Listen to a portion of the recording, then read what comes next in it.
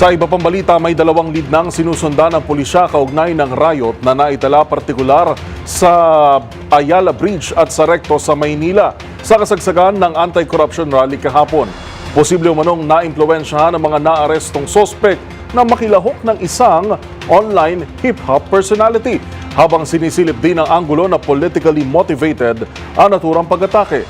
Pakinggan ang ulat ni Edniel Parosa. Dalawang anggulo na ang iniimbestigahan ng Philippine National Police bilang sanhi ng marahas na rally ng isang grupo kasabay ng anti-corruption protests sa Maynila sa panayam sa Camp Crame. Sinabi ni Manila Police District Spokesperson Police Major Philip Ines na posibleng naimpluwensyahan ang tinawag niyang mga gangster ng isang hip-hop personality o rapper. Batay umano sa pakikipag-usap ng pulisya sa ilang naarestong minor de edad.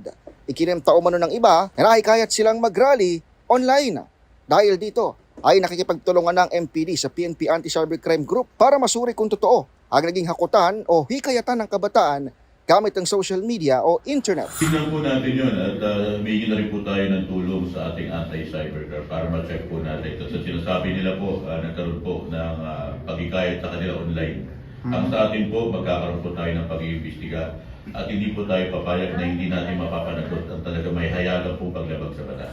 Una nang sinabi ni DILG Secretary John Vic Remulla sa ating panayam na posibleng fraternity ang mga nanggulo sa Maynila. Ang initial information namin, ang plano nila was to breach the perimeter and burn down the palace.